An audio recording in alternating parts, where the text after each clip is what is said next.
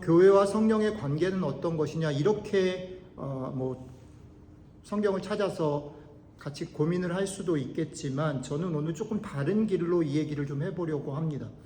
우리가 성령 하나님께서 여러분들과 우리를 교회로 부르셨다라는 말에서 우리가 주목하고 싶은 부분은 뭐냐면, 우리가 교회로 부름받았다라고 말할 때 우리의 삶은 어떠해야 하는가, 구체적으로 교회가 어떤 곳이다, 성령님이 교회를 어떻게 하다라는 여러 가지 이론을 얘기할 수 있지만, 결국 최종적으로는 내가 교회인데, 네가 교회인데, 우리가 같이 교회인데 교회로 산다라는 게 뭘까라는 질문 앞에 서야 된다라는 겁니다. 그래서 앞부분 다 생략하고, 우리가 교회로 산다, 교회로 부름받았다라는 게 뭘까, 우리는 어떻게 살아야 하는 것일까라는 부분을 히브리서 10장 말씀을 가지고 조금 구체적인 얘기들로 좀 생각을 해보려고 합니다. 히브리서 전체는 오늘 우리가 아까 읽은 부분, 우리 준섭 형제님이 읽어주신 그 부분 앞부분까지 보면 1장부터 계속해서 어떤 얘기를 하고 있냐면, 예수님께서 우리에게 행하신 일들이 얼마나 놀랍고 탁월하고 다른 것과 비교할 수 없을 정도로 값이 있는 것인가에 대한 얘기를 합니다. 그래서 히브리서는 천사랑도 비교를 하고, 모세랑도 비교를 하고, 모세가 세운 율법과도 비교하고, 제사와 제사장과 비교합니다. 그래서 결국 결론은 뭐냐면, 예수님이 그 모든 것들보다 탁월하시고, 예수님이 그 탁월하신 자기 몸을 들여서 회복하심으로 말미암아 우리가 하나님 앞에 나아갈 수 있게 됐다라는 얘기로 매듭을 짓습니다. 우리가 오늘 묵상하려고 하는 것 바로 앞에 이런 말씀이 히브리서 1장부터 10장까지의 얘기를 정리를 합니다. 이렇게 말합니다. 우리가 마음의 뿌림을 받아 악한 양심으로부터 벗어나고 몸은 맑은 물로 씻음을 받았으니 참 마음과 온전한 믿음으로 하나님께 나아가자 라고 말합니다. 이게 히브리서 1장부터 10장까지 앞부분까지의 내용의 정리입니다. 사실은 1장부터 10장에 되게 이론적인 얘기들을 막 하는 것은 결국은 여러분들과 제가 하나님께 나아갈 수 있는 존재가 되었다라는 말에서 딱 정리가 된다라는 겁니다. 그런데 이 말씀을 잘 보면 재밌는 표현이 있습니다. 하나는 참 마음, 몸과 마음이 씻겨져서 하나님 앞으로 나아갈 자격을 얻었다라는 얘기가 하나 있고, 그 다음에 또 하나는 참 마음, 몸뿐 아니라 우리에게 온전한 믿음이 생겨서 하나님께 나아갈 수 있게 됐다. 그러니까 우리 몸과 마음이 새롭게 됐다라는 얘기 하나, 그 다음에 또 하나는 우리에게 믿음이 생겼다라는 얘기, 이 두 가지가 우리가 하나님께 나아갈 수 있는 근거다. 하나님께 나아간다라는 말이 결국은 여러분들과 저가 교회가 되었다라는 말과 같은데, 우리가 교회가 되었다라는 것은 이 두 가지 위에 서 있다라는 겁니다. 참 마음, 참 몸으로 씻음 받아서 새롭게 됐다라는 말은 어떤 거냐면, 여러분들과 제가 히브리서 1장부터 10장까지 오는 동안 어떻게 씻음받고 어떻게 자격을 갖게 되었는지를 설명하는 겁니다. 그 자격이 내가 열심히 무언가 나를 결단하고 결심하고 회개하고 이래서 생긴 것이 아니라, 예수 그리스도께서 모든 것과 비교할 수 없는 탁월한 예수 그리스도께서 그의 몸을 찢어서 그의 피를 흘려서 우리를 깨끗게 하심으로 우리는 교회가 되었다. 우리는 하나님께 나아갈 수 있는 자격을 얻었다라는 겁니다. 여러분들과 제가 교회가 됐다라고 말할 때 이 출발이 예수님의 피, 예수님이 자기 몸을 찢어주신 그것 위에서부터 출발한다라는 거예요. 그것 때문에 여러분들과 제가 지금 교회가 됐구나, 교회로 어떻게 살지? 라고 고민하게 되었다라는 겁니다. 자격이 주어졌다라는 거죠. 그 다음에 또 하나 중요한 건 그 자격이 주어져서 이제 그렇게 살려고 하는데, 이것이 무엇으로 가능하냐면, 두 번째는 온전한 믿음이 우리에게 주어짐으로 가능하다라는 겁니다. 이 온전한 믿음은 뭐냐면, 예수 그리스도가 자기 몸과 자기 피를 찢고 흘려서 우리에게 자격을 주었다면, 그 일이 시작되었다면 그 시작이 하나님 아버지에 의해서 사실은 완성될 것이다 라는 것, 그것을 믿는 거예요.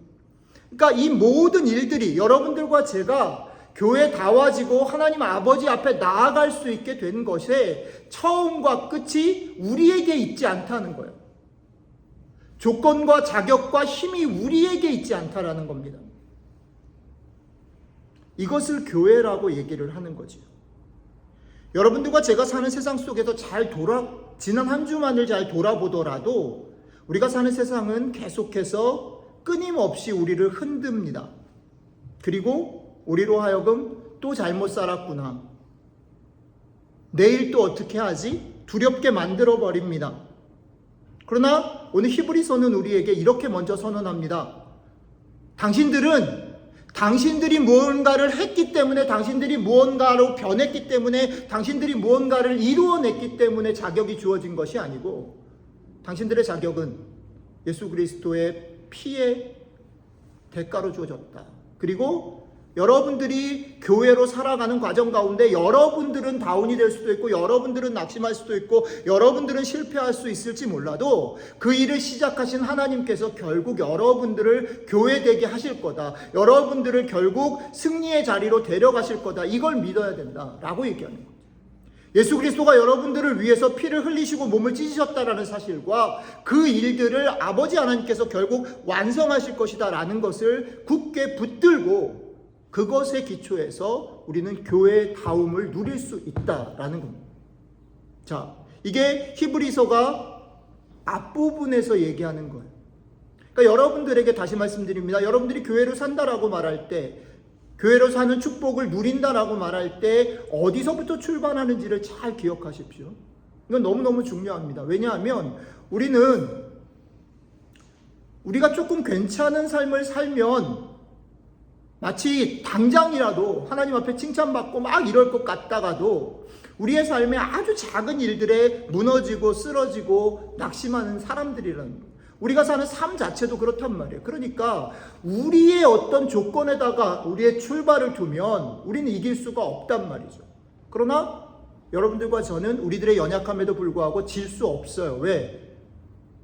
우리를 위해서, 우리에게 자격을 부여하기 위해서 가장 귀한 대가가 지불됐어요. 예수님의 몸과 피, 그렇죠? 그리고 그 일들을 결국 아버지가 당신의 손에 잡고 이루실 것이다라는 거예요. 우리들은 비록 연약하고 우리들은 실패한다 할지라도 이것이 출발입니다. 자, 그런데 오늘 얘기는 거기서 끝나지 않고 히브리서 기자는 오케이, 너희는 실패하지 않을 거야. 너희는 승리할 거야. 내가 너희를 위해서 그렇게 대가를 치렀어 라고 말하는 것에서 끝나지 않고 그거를 갖다가 구체적으로 여기에서 내가 교회로서 누리며 살아야 한다라고 얘기하고, 내가 그것을 믿고 걸어갈 뿐 아니라 나 홀로가 아니라, 오늘 제목을 정했죠. 나 홀로가 아니라 우리 같이 그 길을 걸어가도록 우리를 교회로 부르셨다라고. 교회로 우리를 같이 부르셨기 때문에 우리가 함께 걸어가기 위해서 히브리서는 오늘 그 다음 구절을 얘기합니다. 아주 유명한 구절이죠. 서로 돌아보아 사랑과 선행을 격려하며 모이기를 패하는 어떤 사람들의 습관과 같이 하지 말고 오직 권하여 그날이 가까움을 볼수록 더욱 그리하자라고 권고합니다. 이 긴 문장 속에는 세 가지 명령이 숨겨져 있습니다. 첫 번째는 서로 돌아보라라는 겁니다. 두 번째는 사랑과 선행을 격려하라라는 말입니다. 마지막 세 번째는 모이기를 힘써라라고 말합니다.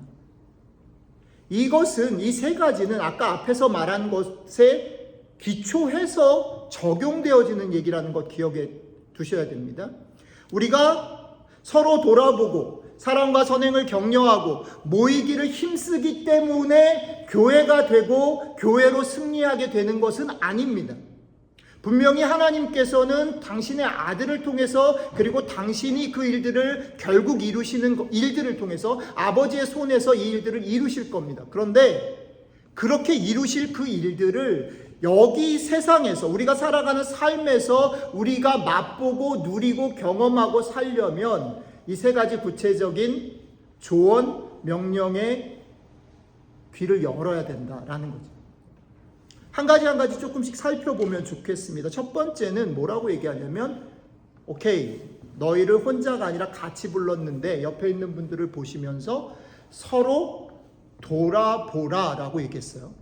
여러분들이 신앙생활 가운데 이거 대단히 이렇게 믿고 이렇게 따르고 이렇게 실천하고 사는지 아닌지를 잘 비춰보시면 좋겠습니다.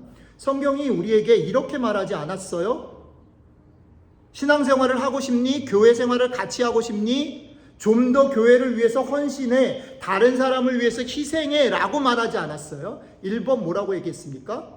서로 돌아보라 얘기했습니다. 서로입니다.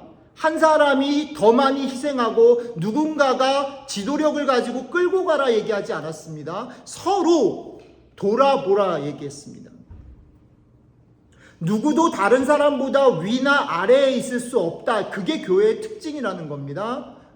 목사가 성도들 위에 있을 수 없다라는 겁니다. 처음 온 사람이 오래 다닌 사람들 밑에 있을 수 없다는 겁니다. 이 말은 반대로는 이런 겁니다.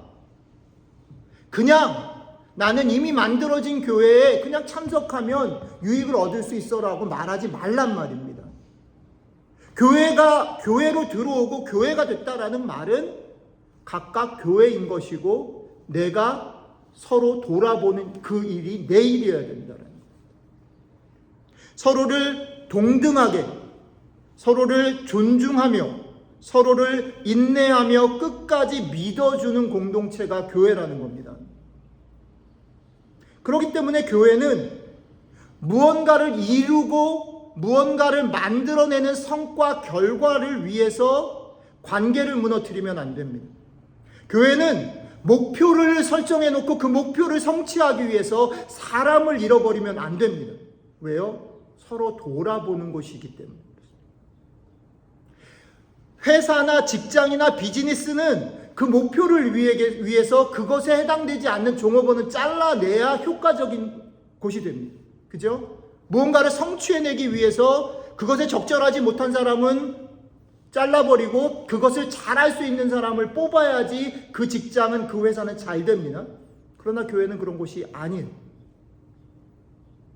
교회는 같이 모여있는 이곳에 이 사람들을 향하여 서로를 신뢰하고 끝까지 기다려줄 수 있느냐 아니냐가 교회의 교회됨의 핵심이라는 겁니다. 좀 명심하십시오. 여러분들이 교회 안에 다른 지체들을 생각할 때 내가 과연 저 사람을, 나랑 다른 저 사람을 얼마나 믿고 기다려줄 수 있는가? 그게 우리 교회의 힘이에요. 그런데 여기 한 가지 더 주목해 볼 필요가 있어요. 서로 돌아보라 그랬잖아요. 이건 상호적이에요. 그러니까 여러분들이 누군가를 대할 때 이 마음으로 대하셔야 돼요. 믿어줘야 돼요. 틀린 것 같아도 기다려줘야 돼요. 쉽지 않아요. 근데 해야 돼요. 그런데 또 한 가지 중요한 게 있어요. 내가 누군가를 기다려주잖아요. 그러면 그 기다림을 받는, 그게 내가 될 수도 있고 다른 사람이 될 수도 있는데 기다림을 받는 사람도 어떻게 해야 돼요? 기다려주는 게 너무너무 귀하고 나를 존중하고 사랑하는구나를 반응해줘야 돼요. 알아채줘야 돼요. 무작정 기다리는 것으로 교회가 하나됨을 지킬 수 없어요. 이건 상호적인 거예요. 그래서 서로 돌아보라는 거예요. 그러니까 앞에서도 말씀드렸지만요, 여러분, 우리 교회 오늘 온 지 얼마 안 된, 내가 나이가 어리고, 난 아직 잘 몰라, 그냥 난 손님이야 라고 생각하시는 분들 마음에 담으세요. 아니요, 여러분 손님이 아니에요. 여러분들 교회예요. 여러분들이 주인이란 말이죠. 나는 목사가 아니기 때문에, 나는 교회 생활을 오래 하지 않았기 때문에, 나는 장로가 아니기 때문에 어른들이 해나가는 것들을 그냥 따라가면 돼 라고 생각하는 순간 그건 교회가 아닌 거예요. 그러지 마시라는 거지요. 교회 안에 여러분들이 생활을 할 때에 아직 낯설 수 있어요. 아직 여러분들이 해야 될 일들이 정확하게 있지 않을 수 있어요. 어색할 수 있어요. 그러나 마음만은 그렇게 생각하셔야 돼요. 여긴 여러분들의 교회예요. 그렇죠? 저 사람을 따라가는 게 아니라 저 사람과 같이 만들어가야 되는 것이죠. 두 번째 명령은 사랑과 선행을 격려하라라고 얘기를 했습니다.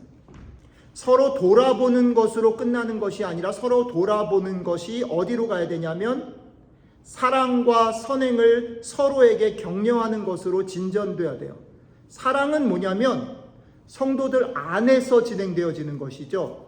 우리 안에서 서로를 돌보는 것, 서로를 존중하는 것, 같이 만들어가는 것, 이거 사랑이에요. 그런데 사랑뿐 아니라 또 하나 뭘 얘기했냐면 선행을 격려하라 그랬어요. 선행은요, 우리 안에서가 아니라 우리 바깥에 있는 다른 사람들을 향해서 무언가를 드러내고 섬기고 하는 것을 말해요. 그러니까 우리가 공동체로 같이 있다라고 말할 때 격려해야 되는 것, 사랑, 선행. 사랑과 선행을 어떻게 격려할까요? 이런 생각이 듭니다.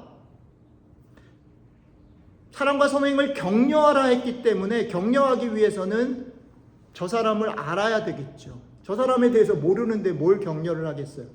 그러니까 때로는 그 사람을 위해서 안타깝게 중보하기 위해서라도 그 사람이 어떤 형편에 처했는지 알아야죠. 그죠? 그리고 알고 기도하는 가운데 보면 분명히 저 사람이 저렇게 계속되면 안 될 텐데 라는 마음이 생기는 순간이 있을 수 있죠. 근데 사실은 그 말을 꺼내면 관계가 되게 어려워지잖아요. 그죠? 그럴 때는 용기를 내서 정말 최선을 다해서 존중하는 마음으로지만 용기를 내서 말을 해야 될 때가 있어요. 여러분, 태도나 그 말을 하는 데까지에는 대단히 긴 시간과 기도와 하나님의 그런 인도하심이 있어야 돼요. 함부로 막 말하라는 말이 아닙니다. 그러나 그럼에도 불구하고 그 말을 해야만 하는 하나님 소원을 주시는 때가 있어요. 그럼 얘기해야 해요. 관계가 어긋난다 할지라도. 또 한 걸음 더 나가서 여전히 그럼에도 불구하고 흔들리는 이들을 구체적으로 붙잡아 줘야 할 때도 있어요. 그것이 사랑과 선행을 격려하라라는 말의 뜻입니다. 어떤 한 개인뿐 아니라 공동체 전체도 마찬가지입니다. 아까 앞에서 말씀드렸던 것처럼 우리를 디딤돌 교회로 부르신 하나님의 뜻은 우리 교회가 안으로 더 사랑하고 그리고 우리 교회가 바깥으로 선행을 하도록 그 일을 위해서 기도하고 그 일을 어떻게 잘 할 수 있는가, 우리가 잘 하지 못하고 혹시 게으르거나 혹시 방향을 잃었다면 어떤 식으로든지 격려해서 그 일들을 할 수 있도록 같이 기도하고 또 제안하고 그 일들을 같이 해나가는 데까지 나아가야 한다라는 겁니다. 세상은 우리에게 남들처럼 그냥 어느 정도 거리를 두고 예의를 지키면서 사는 게 맞아라고 얘기합니다. 좀 살다 보면 그렇죠? 젊은 친구들은 오히려 바른 말을 막 해요. 근데 나이가 들면 눈치가 생기잖아요. 이렇게 하면 관계가 틀어질 거라고 생각하는 것들이 너무 많아요. 우리가 사는 세상은 우리에게 그렇게 말합니다. 어느 정도 거리를 두고 듣기 싫은 말 하지 말고 그냥 그렇게 살라고 합니다. 그리고 실제로 여러분, 누군가를 위해서 그 사람의 상황을 듣고 또 그것을 위해서 아침마다 기도하고 걱정하고 용기를 내서 그 사람에게 무언가를 얘기하거나 돕는 일은 사실 쉽지 않아요. 나 살기도 바쁜데. 그렇죠? 너무너무 바쁘고 쉽지 않은 일이고 또 세상은 그런 것이 지혜롭지 않다라고 우리를 계속해서 유혹하는 세상 속에서 우리가 어떻게 사랑과 선행을 격려할 수 있을까? 저는 이게 우리가 기도해야 될 기도의 힘이라고 생각해요. 우리가 누군가를 위해서, 공동체를 위해서 왜 기도해야 하는가? 왜 기도하는 교회가 살아남을 수 있는가? 왜 교회에 기도가 없어지면 그 교회가 어려움을 겪는가? 왜냐하면 하나님 앞에 그 문제들을, 그 지체들을 놓고 기도한다라는 것은 하나님이 주시는, 세상이 아니라 하나님이 주시는 지혜를 우리가 받는 것이기 때문에 그렇습니다. 하나님은 세상이 얘기하는 것과 다른 것을 할 수 있는 용기를 주시고 그것을 풀어낼 수 있는 지혜를 기도를 통해 우리에게 주신다는 거죠. 잘 생각해 보십시오. 세상의 법칙대로 얘기를 하면 저는 오늘 이 주제를 가지고 얘기를 준비하면서 제 마음속에 이 부분이 걸렸는데 저는 저희 교회가 너무너무 좋아요. 그리고 저희 교회에 속해 있는 지체들이 신앙을 하고 고민하고 기도하고 나름대로 신앙을 따라서 살려고 하는 모습들을 지지하고 그걸 어떻게든 도우려고 하는 마음들이 있어요. 그런데 너무 재밌는 건 뭐냐면 우리 교회가 가지고 있는 약점들이 있어요. 숫자도 작고, 또 제일 큰 목사로서 제일 어려운 게 뭐냐면 우리 교회는 몇 명 안 되는데 너무 달라. 성격도 달라, 언어도 달라, 문화도 달라. 그래가지고 목사님 저한테 이렇게 계속 오는 거예요. 그러니까 서로 너무 사랑하고 싶어. 근데 목사님 너무 힘들어요. 언어 때문에 힘들어요. 문화 때문에 힘들어요. 나이 때문에 힘들어요. 뭐 여러 얘기가 들어오는 거예요.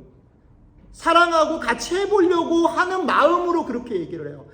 자, 세상적으로 보면 저희 교회는 정말 힘든 교회예요. 그런데 기도하는 가운데 이번 주에 이 설교 준비하면서 제 마음속에 주셨던 생각이 뭐냐면, 기도하면 그런 거 다 주어져서 교회가 좋아지는 게 아니라, 그런 조건들이 다 변화돼서 우리가 더 깊게 사랑하는 게 아니라, 기도하면 방법들이 생긴다, 지혜가 생긴다, 다르게 볼 수 있다, 언어가 다른 게 우리한테 축복일 수 있다, 언어가 다른데 나이가 다른데 얘기를 할 수 있어요. 저는 지난주에 이제 MIT 친구들 다 이제 보내면서 개인적으로 쭉 만났습니다. 1년을 좀 돌아봤어요. 여러분들 한번 기억해 보세요. 지난번에 입교 문답할 때 그 친구들이 해줬던 말들을 한번 떠올려 보세요. 어디서 여러분들이 이런 얘기를 들으실 수 있어요? 이런 친구들이랑 같이 있는 거예요, 저희가. 그 일들을 위해서 한 달에 최소한 한 번 정도는 밥을 준비하는 거예요. 그게 별것 아니지만 그게 우리가 이 교회라는 테두리 안에서 다른 생각을 가지고 이것을 보는 것 안에서 우리에게 얼마나 귀하고 축복이다라는 것을 보기 시작하면 해볼 만한 게임이 되는 겁니다. 안 바뀌죠? 되게 시간이 걸려요. 저 사람하고는 안 통할 것 같아요. 다가가기 힘들어요. 벌써 1년, 2년 같이 있었는데 말 한마디도 못 해봤어요. 그런 얘기 우리 교회에 너무 많아요. 우리 교회는 너무 내성적인 사람들이 많아. 제가 그러라고 하니까 또 할 말이 없어요. 존중하라고 그러니까, 새로운 사람들 환영하지 말라고 제가 그러니까 할 말이 없어요. 그런데 여러분, 막 좋아서 이러지 않아도 마음을 가지고 진심으로 사랑하는 일들이 이 안에 일어나는 것들을 보실 수 있으면 좋겠어요. 근데 기도하지 않으면 안 보여요, 이거는. 우리 교회가 왜 소중한가, 이 사람들이랑 같이 있는 것이 왜 소중한가라는 것들을 기도하지 않으면 볼 수 없어요. 근데 그것을 보지 못하면 이건 너무 힘들고 어려운 것입니다. 어떻게 할 거예요? 안 되거든요. 목사인 제가 제일 많이 힘들어요. 그런데 기도를 해야 된다라는 생각을 하는 겁니다. 기도하면 그 상황을 다르게 볼 수 있는 거지. 마지막 히브리서 저자는 우리에게 모이기를 힘쓰라고 말합니다. 이렇게 말하죠. 그날이 가까움을 볼수록 더욱 그렇게 하자라고 말합니다. 우리가 서로를 사랑과 선행을 격려하는 일, 우리가 서로 같이 지어져 가는 일, 교회로 같이 성장해 가는 일, 이런 일들은요, 머리로 하는 게 아니에요. 가슴으로 하는 게 아니에요. 이 말이 그거죠. 모여라 라고 말하는 것은 어떻게 보면 더 많이 프로그램을 만들고 모여라 이런 것으로 보여지기도 하지만, 저는 여기에 더 깊은 뜻이 있다고 생각해요. 이건 뭐냐면, 사랑과 선행을 격려하려면 전화해야 돼요. 그 사람에 대해서 알아야 돼요. 용기 내서 무언가 사랑을 표현해야 돼요. 제가 아빠 되면서 제일 많이 배우는 것. 아빠 생각에는 애들이 아빠 마음을 다 알아줄 것 같아요. 세상에 제일 좋은 아빠라고 생각한다라고 착각해요. 근데 애들이 나중에 말하는 게 뭐냐면, 아빠 얘기 안 했잖아. 아빠 얘기 안 했잖아. 이렇게. 여러분들이 말을 하지 않으면, 전화 걸지 않으면 모르는 거야. 전화를 거세요. 안부를 물어보셔야 돼요. 저 친구가 뭐 때문에 아픈지, 뭐 때문에 지금 힘들어 하는지, 그죠? 그리고 조금 더 나가면 함께 밥을 먹으셔야 돼요. 그래서 오늘 이 설교가 오늘 이렇게 딱 만나는 거 좋은 것 같아요. 짠 건 아닙니다. 따로따로 진행됐어요. 오늘 예배 끝나고 저희 집에서 먹게 된 거는 잘 된 것 같아요. 저는 오늘 밥을 먹고 또 가는 줄 알았어요. 시간을 나눠야 돼요. 어떻게든. 기도 가운데 주님이 주시는 지혜로 어떻게든 그 사람의 마음을 사고 얘기를 듣고, 누가 먼저 전화해 줄 거라고 기대하시면 안 돼요. 서로 하라 그랬습니다. 서로. 목사에게 모든 책임이 있지 않아요. 여러분들이 그냥 저한테 해주시면 돼요. 저도 물론 열심히 해야 되겠죠. 전화를 걸고 안부를 묻고, 또 오늘 그렇게 할 건데 졸업했으면 축하해주고, 생일이면 축하해주고, 저도 잘 못하는 거거든요. 그쵸? 되게 뻘쭘하고. 근데 그냥 해주자고요. 말을 하자고요. 수고했다고, 잘했다고. 그리고 시간을 나누고 작은 얘기들을 나누자고요. 그래야 상대방을 알 수 있죠. 이 모든 작은 행동 속에 교회로서의 삶이 그 안에 담긴단 말이죠. 하나님은 여러분들과 저를 이렇게 함께 부르셨어요. 믿음은 홀로 가는 길이 아니에요. 그 함께 부르신 부르심 안에서 여러분들과 우리는 하나의 교회로 세워져 갈 겁니다. 올 여름을 이제 시작을 하는 거예요. 지난주까지 해서 대학생들이 다들 갔어요. 그 친구들은 또 자기들의 교회가 있고, 또 여름에는 또 그렇게 지낼 거예요. 여기 남아있는 여러분들하고 제가 조금 다시 기대를 갖게 되는 것 중에 하나가, 이 여름의 시간들 속에 오케이, 주일 아닌 날 또 시간을 내는 건 어렵다 치면 주일날이라도 우리가 조금은 서로를 더 알아가는 시간이 됐으면 좋겠습니다. 하나님 앞에서 같이 기도하고 하나님을 좀 더 알아가고 사랑과 선행을 격려하는 좋은 시간이 올 여름이 됐으면 좋겠습니다. 중간에 한국을 갔다 오시는 분들도 있고 오락가락 하겠지만, 여러분들이 참석하는 시간 속에서만이라도 우리가 여름 시작하기 전과 후에 조금은 더 알게 됐고, 이것들 속에서 우리가 사랑과 선행을 격려했구나, 하나님이 기독교를 이렇게 세워가시는구나를 맛보는 여름이 됐으면 좋겠습니다.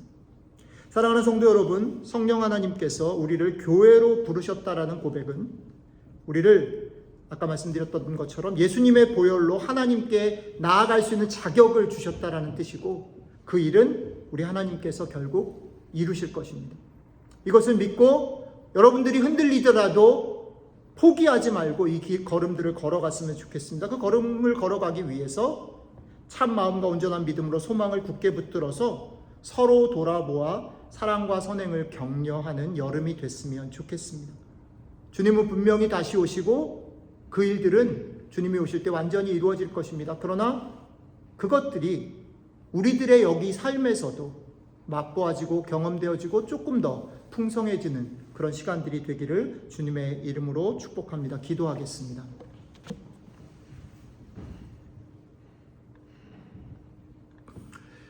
이 하나님, 그렇습니다. 저희들 한 사람 한 사람들은 상황의 깊은 영향을 받고 우리 가운데 기뻐할 만한 조건들이나 이유들이 없을 때에 낙심할 수밖에 없는 사람들입니다.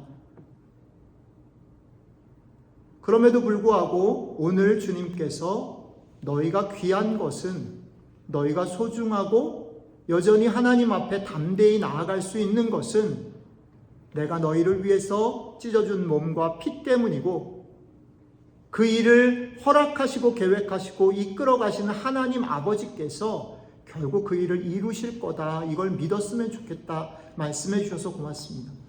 오늘 이 말씀을 듣는 디딤돌교회 모든 형제자매들이 이 믿음 위에 서기를 원합니다. 이 주님의 보혈, 그 값 위에 우리의 삶을 세우기를 원합니다. 그리고 그것을 구체적으로 맛보아 알기 위해서 우리를 같이 불러주신 주님의 마음을 갖고 서로를 돌아보아 사랑과 선행을 격려하며 이 여름에 우리가 조금은 더 가까워지고 조금은 더 하나님이 우리를 향해서 부르신 그 부르심으로 나아가는 여름이 될 수 있도록 주님 함께 해주시면 좋겠습니다. 감사드리며 우리 주 예수님 이름으로 기도드렸습니다. 아멘.